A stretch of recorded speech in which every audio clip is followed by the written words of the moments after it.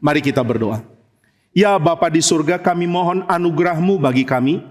Biarlah kami mendengar firman Tuhan, bersuka karenanya, dan bertumbuh di dalam iman karenanya.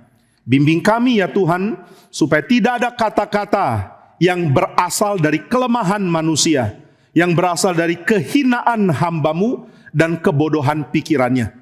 Biarlah semua yang diucapkan adalah dari bijaksana sorga, dari kebenaran firman, dan dari kuasa Roh Kudus. Biarlah Tuhan tolong kami mendengar firman, karena Tuhan adalah Allah yang baik, yang mau memberkati kami dengan berkat paling utama, melebihi pentingnya makan, melebihi pentingnya harta, karena berkat yang utama yaitu firman, Tuhan berikan untuk kami diselamatkan, dan untuk kami bertumbuh di dalam mengenal Tuhan. Berkati kami dari yang paling kecil sampai yang paling tua, supaya semua mendapat berkat dari Tuhan, Allah kami, yang cinta anak-anak kecil, yang cinta anak-anak muda, yang cinta orang-orang dewasa, yang cinta orang-orang tua, yang mau memberkati umatnya. Terima kasih ya Bapa di surga, dalam nama Tuhan Yesus kami berdoa. Amin. Silakan duduk.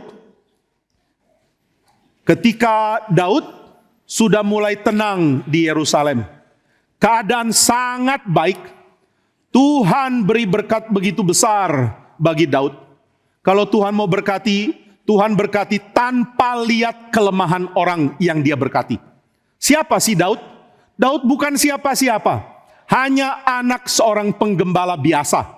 Daud bukan orang yang terlalu pintar, Daud bukan orang yang terlalu hebat, Daud bukan orang yang terlalu kuat, Daud bukan keturunan bangsawan, dia orang biasa. Tapi Tuhan pilih, aku mau memberkati orang ini. Kalau Tuhan putuskan mau berkati, tidak ada yang bisa protes. Tidak ada yang bisa bilang, Tuhan, kenapa berkati orang ini? Kenapa tidak berkati aku seperti dia? Tuhan akan berkati siapa yang dia mau berkati, dan Tuhan akan berikan kelimpahan kepada siapa dia mau berikan kelimpahan. Daud bisa dapat seperti ini. Daud disertai Tuhan.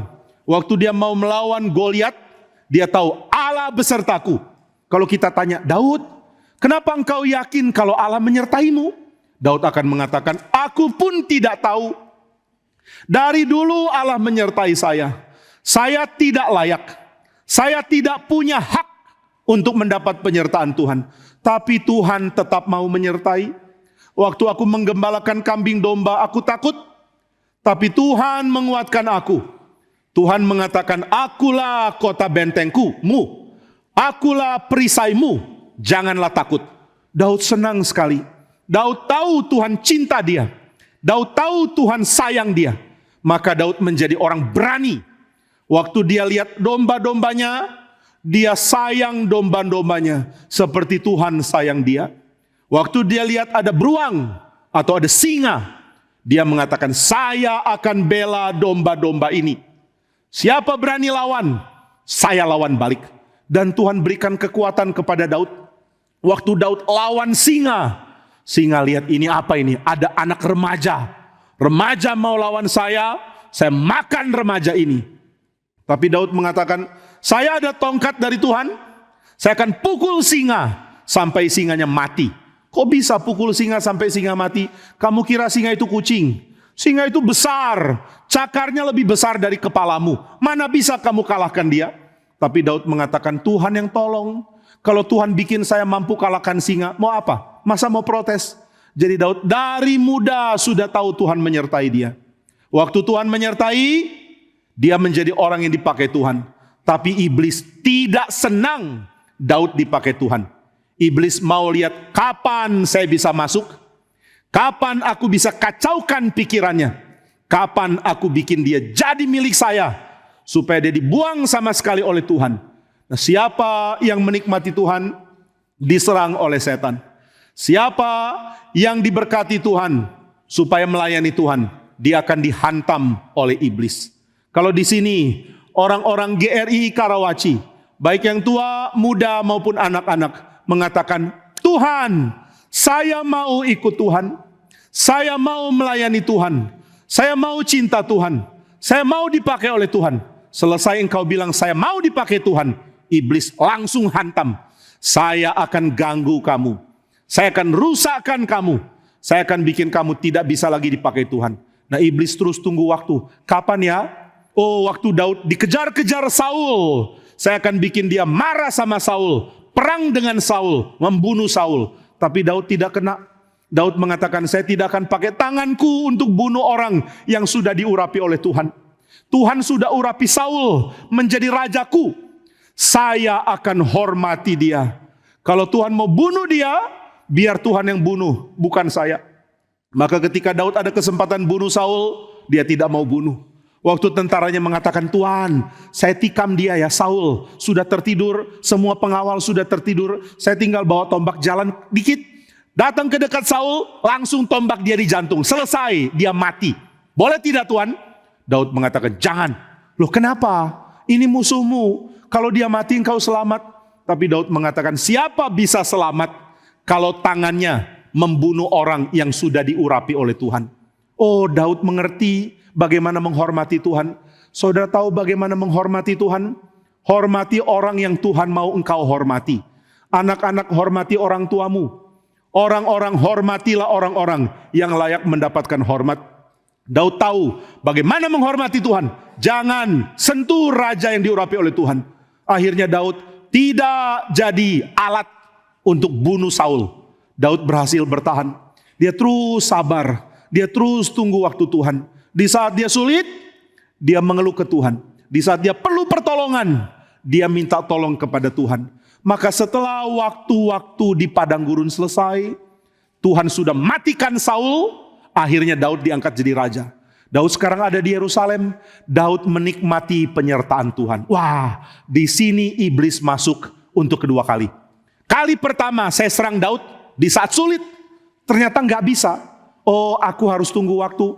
Daud sabar tunggu waktu Tuhan. Tapi iblis juga sabar, tunggu saat Daud lengah. Kapan Daud bisa lengah? Waktu keadaan sudah aman. Oh, Daud begitu aman hidupnya. Dia lihat tentaranya sangat hormat kepada Daud. Daud panggil salah satu tentaranya. Saya ingin tahu, apakah tentara-tentara menghargai saya atau tidak? Jangan-jangan mereka cuma pura-pura menghargai. Ada orang seperti itu, yang di depan raja pura-pura menghargai. Oh, raja, hormat bagimu. Begitu rajanya putar balik, langsung ambil pisau. Nanti saya bunuh kamu raja. Wah, jangan-jangan tentaraku seperti itu. Aku mau tahu, apakah tentaraku sayang saya atau mereka cuma pura-pura hormat? Apakah mereka benar-benar mau melayani saya untuk hidup melayani Tuhan? Atau jangan-jangan mereka mau mengkhianati saya? Bolehkah ada penyelidikan? Wah, orang-orang yang diutus Daud akhirnya tanya tentara-tentara. Hei, kamu tentaranya Daud ya? Ya. Kamu tugasnya apa? Tugasnya adalah membawa tombak. Kamu tugasnya apa? Aku adalah membawa panah. Aku akan berjalan di belakang pembawa tombak. Lalu ketika pembawa tombak akan maju, saya akan panah musuh dari jauh. Supaya banyak yang mati, sehingga pembawa tombak lebih mudah untuk menyerang masuk. Oh, tugasmu panah ya? Jadi kamu pinter panah? Pinter. Kalau kamu pakai target, kira-kira berapa kali luput, berapa kali kena? Oh, 10 kali tembak, 10 kali tepat sasaran. Wah, hebat ya. Sasaranmu apa? Sasaran saya adalah memanah tikus dari 50 meter. Wih, 50 meter bisa panah tikus? Ya, tikus bisa dipanah. Jangankan tikus, anak tikus pun kena. Wah, hebat ya. Jadi kamu bisa bunuh anak tikus dari jauh? Bisa. Hebat sekali. Saya mau tanya, apakah kamu senang jadi tentaranya Daud? Yang bawa panah mengatakan, sangat senang. Wah, sampai mau nangis. Waduh, tentara nangis. Tentara itu kalau nangis bikin kita heran ya. Badan kuat, begitu tegap, lalu aduh rasanya kok begitu menakutkan lihat tangisan orang kuat. Tapi tentara ini terharu, sangat senang. Kenapa bisa senang? Karena Raja Daud cinta Tuhan dan cinta rakyat. Saya siap mati untuk Raja Daud. Wah, oke, catat. Ini satu catatan bagus. Namanya tadi siapa? Nama saya Hur. Oke, Hur. Kamu bilang siap mati untuk Raja Daud? Siap. Siap mati untuk Daud. Thank you ya Hur. You're welcome. Kenapa masih nangis? Masih terharu. Oke. Silakan balik lagi tembak tikus. Iya. Wah, tikus kembali terancam waktu dia latihan. Oke, sekarang yang bawa tombak. Kamu tentaranya Daud? Ya, saya tentaranya Daud. Tugasmu apa? Pembawa tombak. Oh, pembawa tombak. Katanya kalau yang panah sudah lempar panah, lalu tentara di baris depan musuh mati, kamu yang maju bawa tombak ya? Betul. Itu bahaya kan? Bahaya. Kenapa bahaya? Karena panah lawan bisa kena saya. Ngeri ya. Jadi kalau kamu berperang bisa kena panah? Bisa. Kalau nggak kena panah bagaimana? Ya saya akan berhadapan dengan tombaknya lawan. Jadi tombak lawan tombak. Iya. Mengerikannya. Iya. Kalau saya tombak musuh, musuh jadi sate. Wah ngeri. Lalu kalau musuh tombak kamu, saya jadi sate. Waduh ngeri ya. Kalau begitu tugasmu berat. Iya. Risiko matinya besar. Iya, namanya juga tentara. Senang nggak kamu jadi tentaranya Daud dengan risiko bisa mati begini? Saya senang. Senang. Oke, senang. Membawa tombak senang. Jadi kamu rela mati bagi Daud? Rela. Kamu kok nggak terharu? Sudah terharu. Kenapa nggak nangis? Nggak ada air mata. Oh, jadi kamu pun rela mati bagi Daud? Rela. Kenapa? Karena Daud sangat sayang tentaranya. Dia mau berperang bagi kami. Dia mau berperang bagi rakyat. Dia mau berperang bagi Tuhan. Maka saya rela ikut dia. Oke, saya catat ya. Pembawa tombak rela mati. Oke, thank you. You're welcome. Cari lagi tentara. Kamu tugasnya apa? Aku adalah cavalry. Cavalry itu apa? Yang berperang naik kuda. Waduh, kamu naik kuda? Ya. Kadang-kadang saya pakai kereta yang di pinggirnya ada tombak untuk menghantam musuh. Oh, jadi kamu pasukan berkuda. Pasukan berkuda. Kerjamu apa? Kendalikan kuda, menghantam lawan. Lalu ketika lawan sudah dihantam, saya pakai pedang di atas kereta kuda menghantam mereka. Waduh, kamu pasukan yang sangat hebat. Ya, pasukan kereta kuda Daud paling ditakuti di mana-mana. Jadi kami ini pasukan hebat. Wah, hebat ya. Saya mau tanya, kamu rela tidak berperang bagi Daud? Rela. Serela apa? Serela-relanya. Kalau kamu harus mati bagi Raja Daud, kamu siap? Siap. Kapanpun saya menyerahkan nyawa untuk Raja Daud, itu adalah hari hormat, penghormatan bagi saya. Saya merasa terhormat, boleh mati bagi Raja Daud. Oh, kenapa? Kenapa nggak lari aja supaya tetap hidup? Nggak bisa. Raja Daud disayang Tuhan, maka saya sangat bangga kalau boleh mati untuk Raja Daud. Waduh, catat lagi. Pasukan kereta kuda ternyata siap mati untuk Raja Daud. Cari lagi tentara lain. Ada satu sedang mengasah pedang. Oh, kamu tentaranya Daud? Ya. Tugasmu apa? Saya adalah infanteri, pembawa pedang. Perang pakai pedang. Kamu rela perang bagi Daud? Rela. Rela mati bagi Daud? Rela. Kenapa? Karena Daud orang terhebat. Pemimpin paling-paling mempunyai hikmat. Orang yang paling-paling mengerti kami. Itu Daud. Jadi kami rela mati bagi Daud.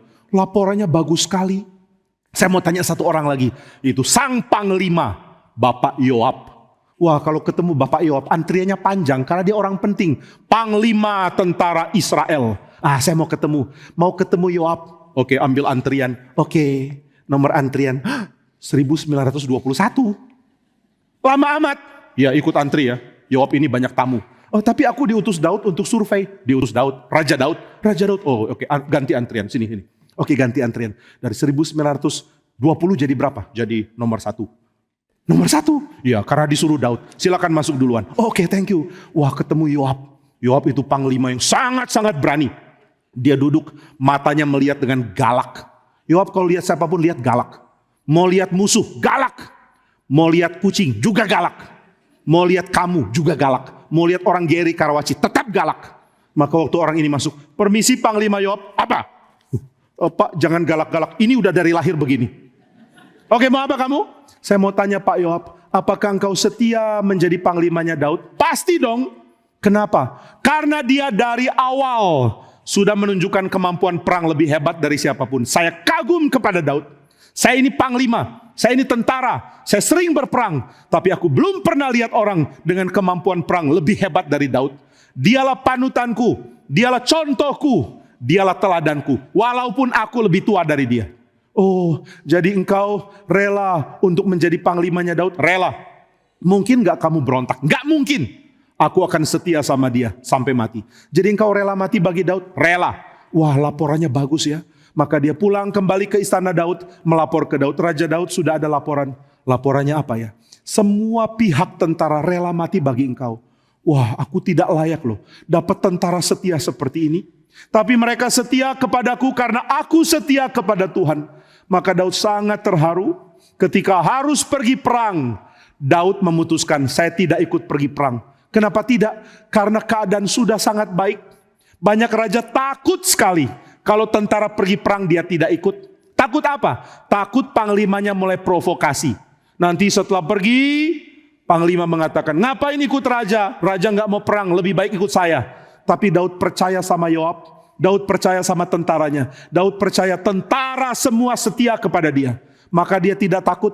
Dia boleh tidak ikut perang. Yoab, bawa tentara, seranglah musuh kita. Kepung perkemahan Amalek. Serang mereka. Baik, tuanku raja ikut? Tidak. Yakin. Benar yakin? Benar yakin. Yakin seyakin-yakinnya? Yakin seyakin-yakinnya. Kenapa Tuhan? Karena aku percaya kamu. Oh, Yoab terharu. Terima kasih Tuhan. Saya akan jalankan perang demi Tuhan. Oke, maka tentara pergi. Daud tidak ikut pergi. Karena keadaan sangat aman. Semua aman. Rumah tangga aman. Istana aman. Kemanapun aman. Raja Daud jalan-jalan di tengah kota aman. Tidak ada orang mau bunuh dia. Tidak ada orang benci dia. Dia disukai semua orang. Keadaan sangat aman. Hari pertama aman, senang memuji Tuhan. Hari kedua aman, senang puji Tuhan. Minggu lewat demi minggu, bulan lewat demi bulan. Lama-lama mulai Daud merasa aman itu biasa. Diberkati itu biasa. Aku punya tentara terkuat, normal. Aku punya kehidupan baik, biasa. Aku punya tentara paling hebat, biasa. Aku dipelihara Tuhan, biasa. Dia mulai menganggap berkat Tuhan itu biasa. Wah, orang-orang sekelilingnya mulai merasa ada yang beda sama Raja Daud. Bedanya di mana? Dia mulai anggap berkat Tuhan itu normal. Tuan Raja, Tuhan biasanya bikin puisi bersyukur sama Tuhan. Ya kali ini lagi enggak mau bikin puisi. Kenapa ya Tuhan? Lagi enggak, moodnya lagi enggak ada. Oh, jadi Tuhan tidak mau bikin puisi bersyukur? Enggak mau bikin mazmur? Enggak usah. Kenapa enggak usah? Ya lagi enggak ada perasaan itu. Sudah, saya lagi enggak mau. Wah, Daud mulai rasa bosen. Bosen. Rasa berkat Tuhan biasa. Tuhan, ini ada makan enak. Biasa. Tuhan, keluargamu begitu baik. Biasa. Tuhan, rumah tanggamu sangat aman di dalam Tuhan. Biasa. Tidak ada ucapan syukur. Inilah yang dipakai setan. Saudara tidak bersyukur karena keadaan saudara sudah digenggam oleh si jahat. Engkau tidak bersyukur punya suami yang baik, iblis sudah genggam kamu. Engkau mengatakan, saya tidak bersyukur untuk istriku, iblis sudah genggam kamu. Kau tidak bersyukur untuk anakmu, anak tidak bersyukur untuk orang tua. Orang tidak bersyukur untuk pemeliharaan, orang tidak bersyukur untuk apa yang diberikan, iblis akan genggam orang itu. Daud digenggam oleh iblis, mulai dikacaukan pikirannya. Karena dia mulai rasa berkat Tuhan biasa. Biasa. Ada makan itu biasa. Aman itu biasa. Benarkah aman itu biasa? Saudara anggap aman itu biasa. Kalau aman itu biasa, kenapa banyak orang hidup tidak aman? Saudara hidup di Iran, apakah aman itu biasa? Bagi orang Iran tidak. Apakah aman itu biasa bagi orang-orang di tengah medan perang? Tidak. Apakah aman itu biasa bagi orang Kristen di Nigeria atau di tempat mereka ditindas? Tidak sama sekali. Bagi mereka aman itu benda asing. Aman adalah kondisi yang tidak pernah mereka nikmati hari demi hari. Siapa kita boleh aman? Siapa kita boleh berada dalam keadaan baik? Kita terus remehkan berkat Tuhan. Kita terus cari hal yang lebih, dan lebih. Mau lebih nikmat, mau lebih kaya, mau lebih punya hal untuk dinikmati. Tapi tidak pernah rasa berkat Tuhan untuk segala keamanan, kenyamanan itu cukup. Di sini iblis mulai masuk. Daud tidak rasa ada yang salah. Tuhan, rasanya Tuhan mesti lebih banyak bikin puisi bersyukur kepada Tuhan. Enggak. Tuhan sudah tidak lagi pimpin pujian. Enggak pengen memuji. Kenapa Tuhan? Ya hati lagi datar. Mulai rasa datar. Mulai rasa tidak penting. Lalu laporan datang. Tuhan, ada laporan dari Panglima Yoab yang pergi berperang mengepung kota orang Amalek. Oh iya, apa laporannya? Laporannya, Tuhan, kami sudah menghancurkan 3 pasukan musuh. Ini kabar baik. Oh iya, kabar baik. Tuhan tidak bersyukur? Ya, bersyukur. Kenapa Tuhan seperti tidak bersyukur? Ya, habis tiap kali berita selalu menang. Saya jadi biasa. Yoab menang itu biasa. Kapan sih Yoab nggak menang? Yoab selalu menang. Tentaraku selalu menang. Kapanpun mereka perang selalu menang. Aku tidak pernah ada bahaya. Aku selalu aman. Nah, maka Daud mulai tidak bersyukur. Daud mulai menganggap berkat Tuhan itu biasa. Dan di sini pikirannya mulai kacau. Pertahanan untuk hidup suci hilang sama sekali. Kita selalu berpikir kita mampu hidup suci. Kita punya kekuatan untuk jaga hidup suci. Tidak. Kita sangat gampang lengah. Kita sangat gampang goyah. Kita sangat gampang menjadi kacau dan goncang.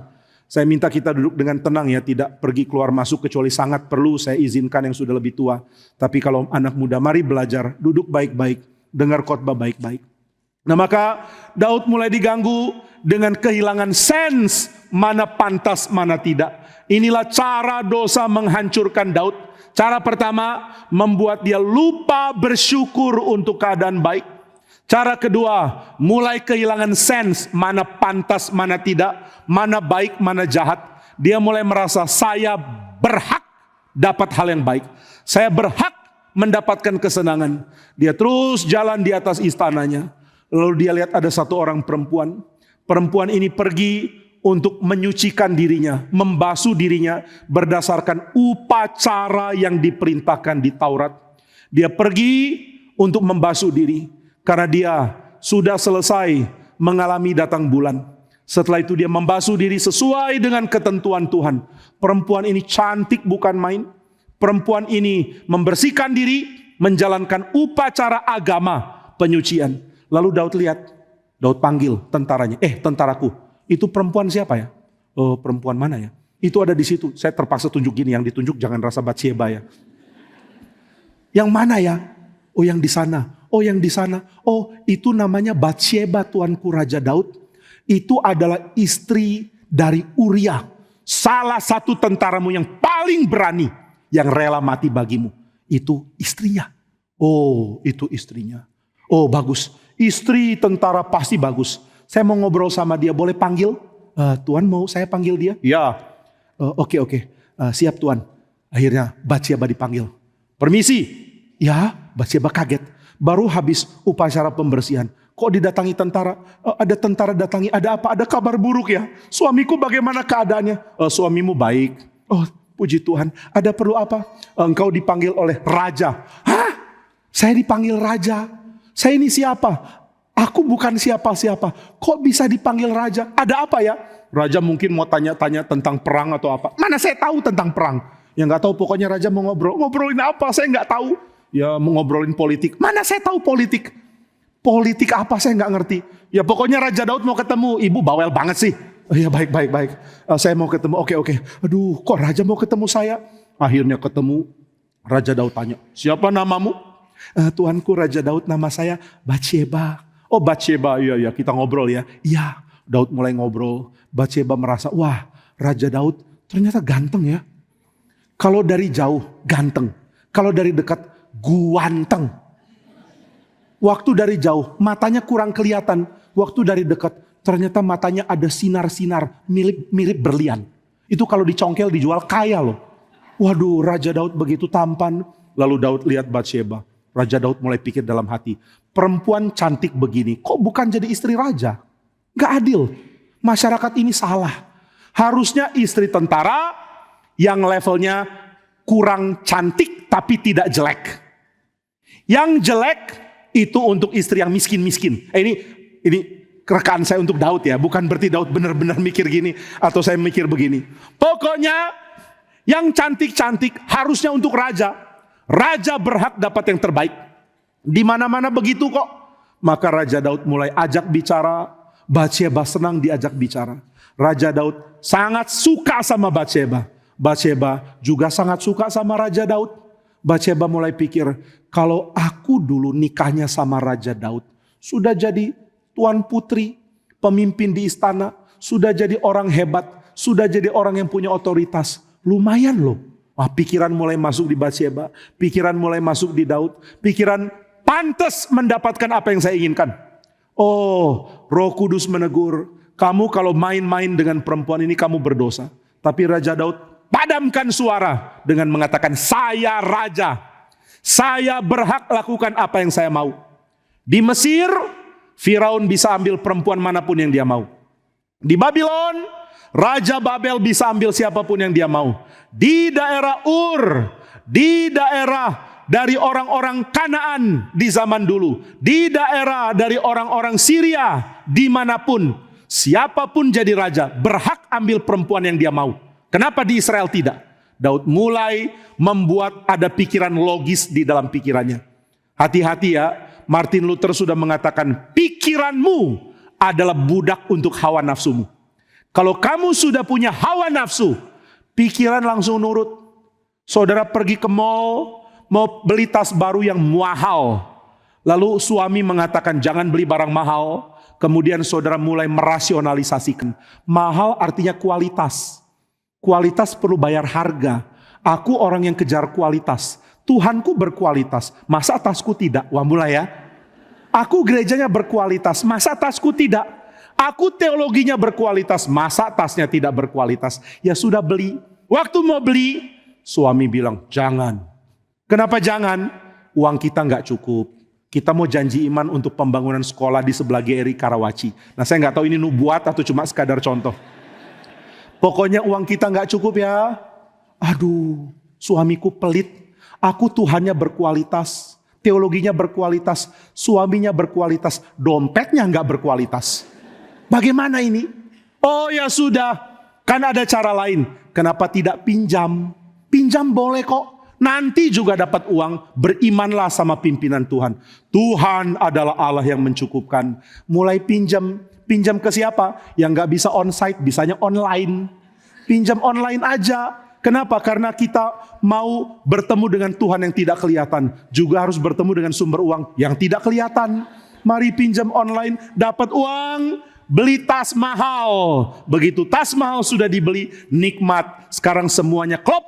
Tuhan berkualitas, teologi berkualitas, gereja berkualitas, suami berkualitas, dompet kurang kualitas. Tapi tasku berkualitas dan nanti hutangku juga berkualitas. Ini celakanya ya, kita sudah punya ingin, otak kita akan tolong keinginan kita. Maka jangan percaya otakmu kalau keinginanmu sudah sembarangan. Jika keinginanmu error, otakmu ikut error. Percayalah, kalau saudara masih hidup dalam ilusi, bahwa kalau hatiku cemar, pikiranku tetap sehat, bohong. Iblis tahu bagaimana merusak hatimu, bagaimana merusak keinginanmu, juga merusak pikiranmu. Maka Daud mulai pikir, wajar dong raja dapat istri cantik. Masa tentara istrinya lebih cantik daripada rajanya? Gak bisa. Lalu mulai ada rayuan, mulai ada tawaran untuk tidur bersama. Mulai ada keintiman. Akhirnya mereka jatuh dalam dosa. Mereka tidur bersama. Setelah itu Batsheba pulang dan Daud bertindak seolah tidak ada apa-apa. Tuhan sudah ketemu Batsheba? Sudah. Oh iya. Nanti saya minta dia datang ya. Kita masih belum selesai pembicaraannya. Oh iya oke. Nanti suruh dia datang lagi. Baik Tuhan. Wah mulai kacau. Mulai rusak. Sampai akhirnya Batsheba mengatakan, saya hamil. Wah kok bisa hamil? Ya bisa lah, gimana sih raja ini? Saya tulis surat. Gimana untuk mengatasi ini? Raja Daud baca. Hah? Batsheba hamil?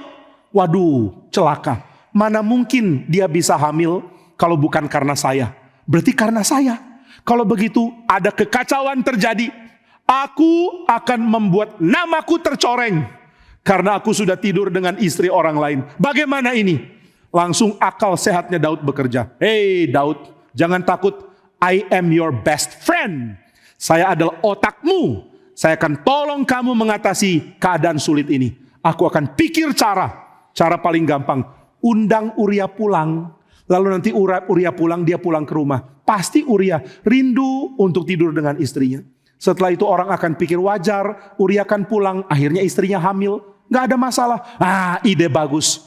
Maka dia suruh pasukan kirim Uria pulang ke Yerusalem. Uria kaget. Dia lagi perang bersama dengan Yoab. Yoab meniup sangkakala.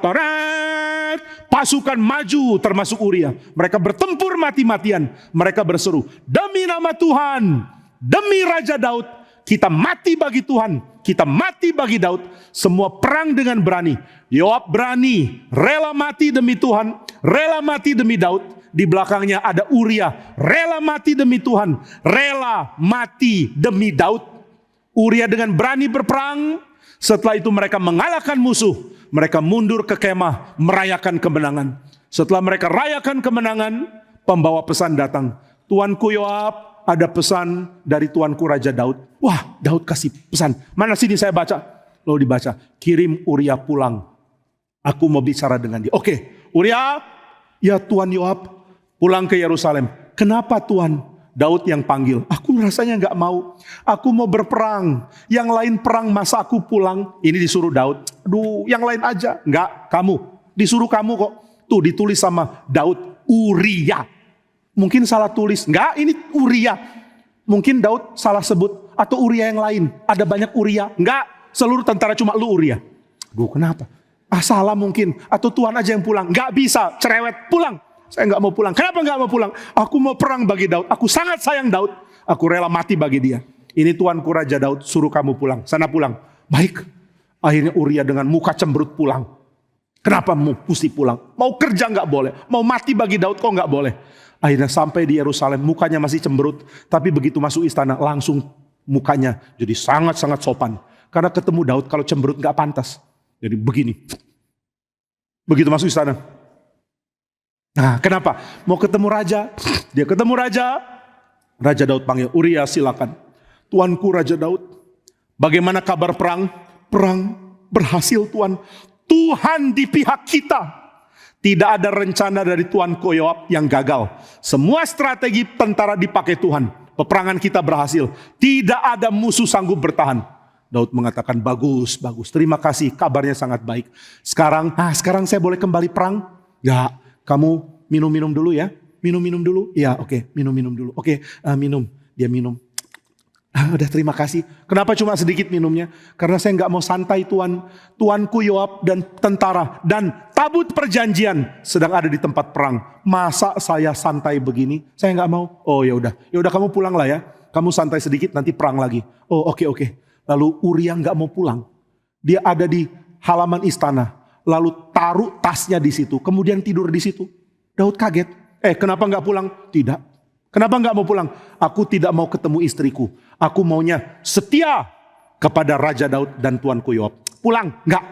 Akhirnya tentara bingung. Ada apa tuanku Raja Daud? Ini tentara nggak mau pulang. Lalu Uria mengumumkan, tuanku Yoab dan seluruh pasukan yang lain sedang berperang. Saya tidak mau pulang ke rumah untuk tidur dengan istri saya. Wah, semua tentara dengar, mereka tepuk tangan. Uria mantap, Uria hebat, hidup Uria. Waduh, Raja Daud jadi bingung, ini Uria kebangetan. Jadi orang tuh jangan setia-setia amat. Uria bingung. Tuhan kok ngomong begini? Akhirnya Uria tidur di tempat istana. Daud yang kebingungan, dia nggak pulang-pulang. Mesti dibikin mabok. Akhirnya Daud undang dia lagi. Uria, kita minum lagi ya. Oh iya, Tuhan senang minum ya. Iya, kamu juga senang kan? Ya oke lah. Oke, minum. Oke tuanku, saya mau pergi. Enggak, minum lagi. Kenapa minum lagi? Perintah raja. Iya. Uria, ya Tuan. Kamu rela terima perintahku? Terima. Mau taat? Mau. Minum lagi. Siap, minum lagi. Uria, ya Tuan. Mau taat perintahku? Mau. Minum lagi? Iya, minum lagi. Uria bingung, kok disuruh minum terus? Lalu dia mulai mabok. Tuan, saya sudah nggak bisa lihat wajah Tuan loh. Ini Tuan atau Goliat saya udah nggak tahu. Oke, nah sudah mulai mabok ya. Kayaknya mulai mabok Tuan. Sana pulang. Oke, dia pulang, tidur lagi di istana. Di depan halaman. Daud kaget. Udah mabok pun tetap punya pengendalian diri. Hebat ya. Kita nggak mabok, nggak ada pengendalian diri. Dia mabok, tetap punya pengendalian diri. Wah, raja begitu bingung. Ini orang terlalu setia. Saya punya tentara terlalu setia. Akhirnya merugikan saya. Ini pikiran sudah kacau. Dia merasa orang bagus begini harus dijadikan mangsa demi hawa nafsunya. Maka dia punya cita-cita mematikan Uria supaya dia ambil istrinya. Maka dia tulis surat kepada Yoab. Yoab, nanti kalau perang, bikin Uria mati. Jadikan ini prioritas. Gulung, kirim kepada raja, kepada Panglima Yoab. Siapa yang bawa? Uria. Nanti kalau Uria lihat isinya, nggak mungkin. Uria terlalu setia. Uria, ya tuanku raja, sudah kelar maboknya? Agak kelar.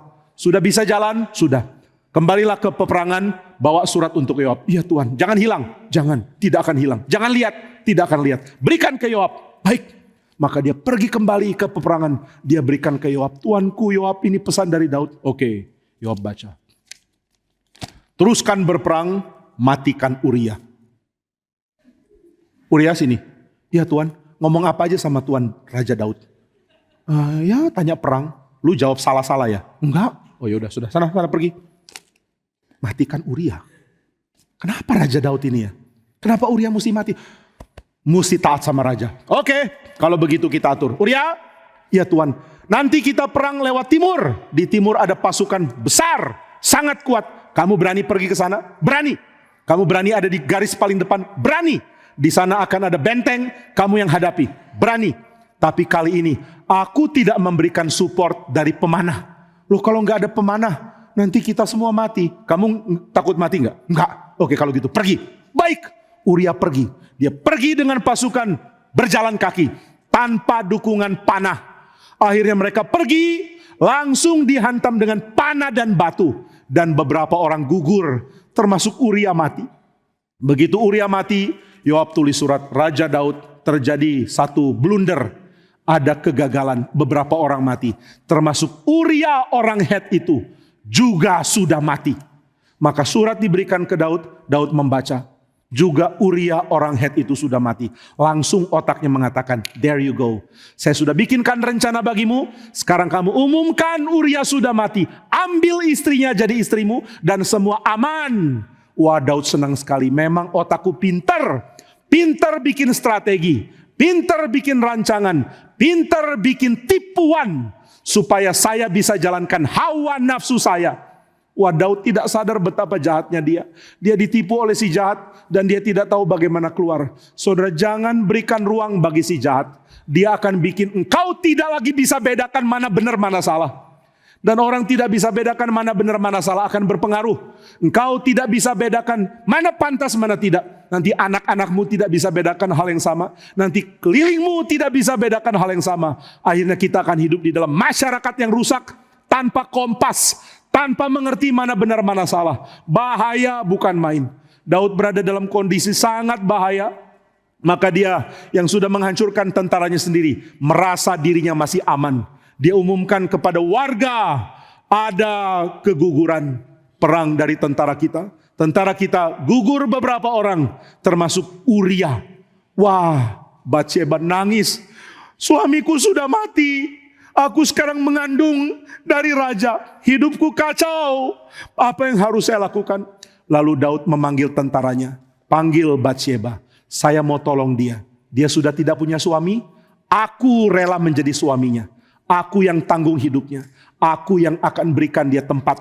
Aku yang akan tanggung makanannya. Aku jadi suaminya. Tentara kagum sekali. Raja Daud rela lakukan itu. Rela.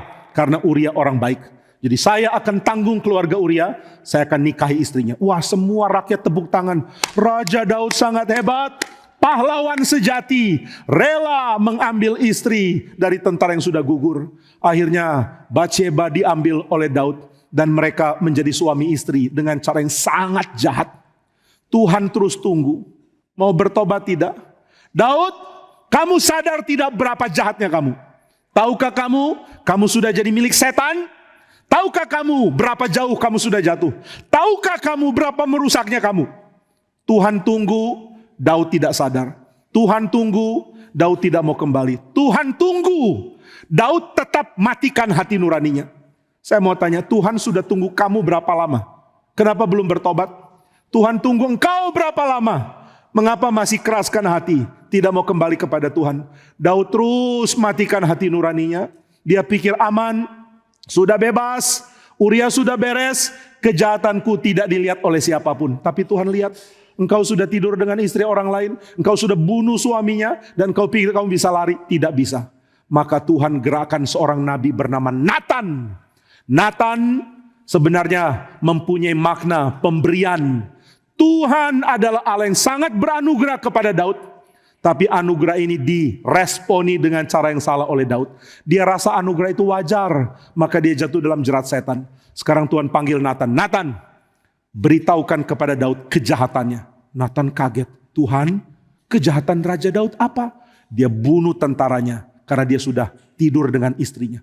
Wah Nathan kaget sekali. Saya harus sampaikan pesan ini.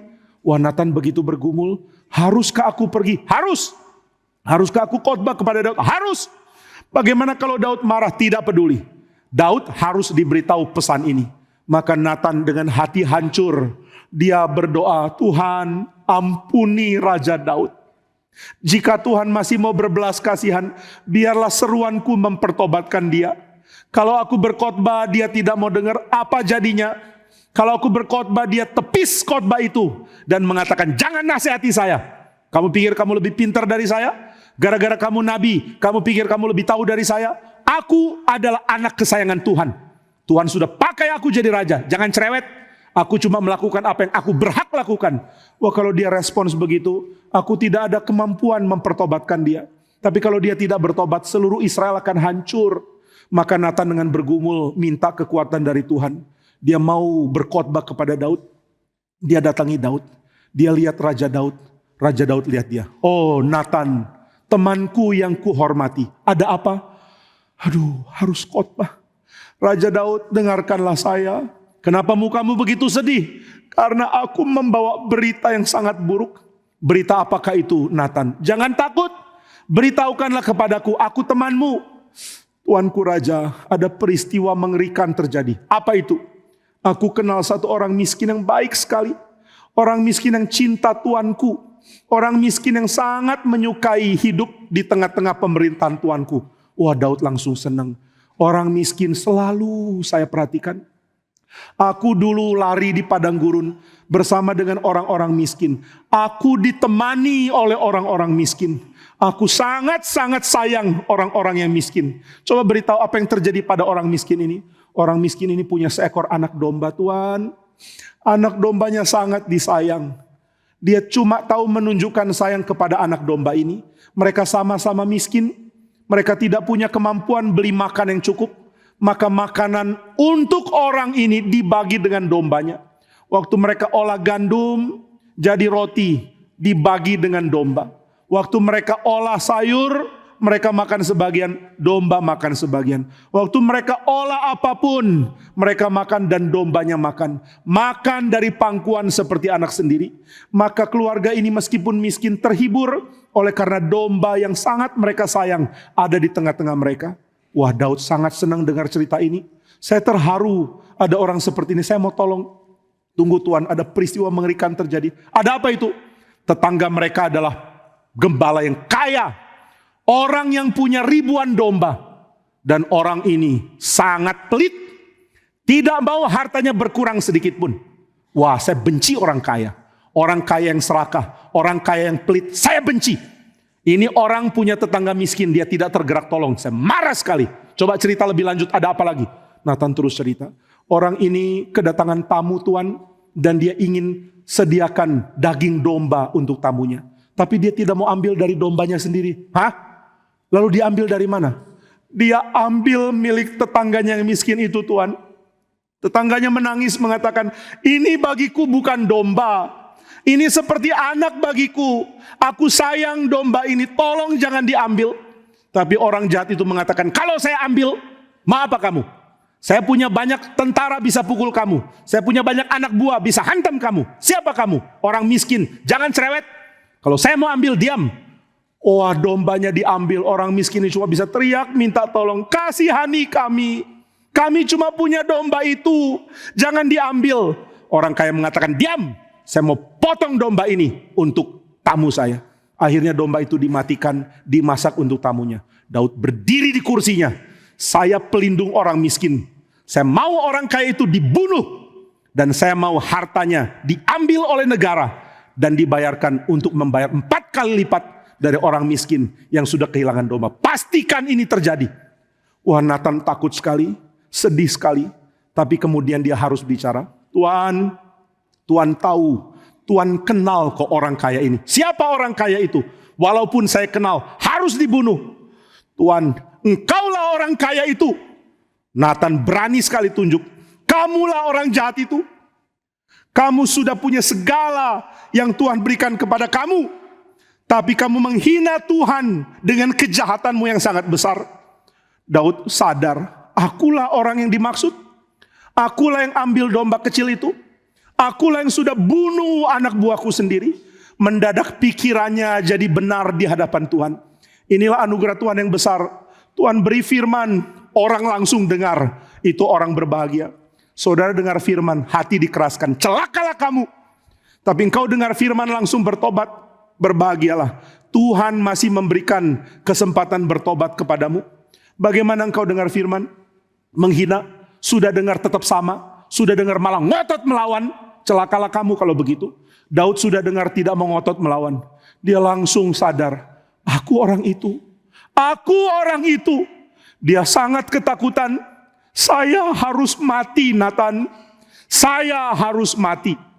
Lalu Nathan mengatakan, Tuhan begitu sayang engkau. Tuhan tidak mau mematikan engkau.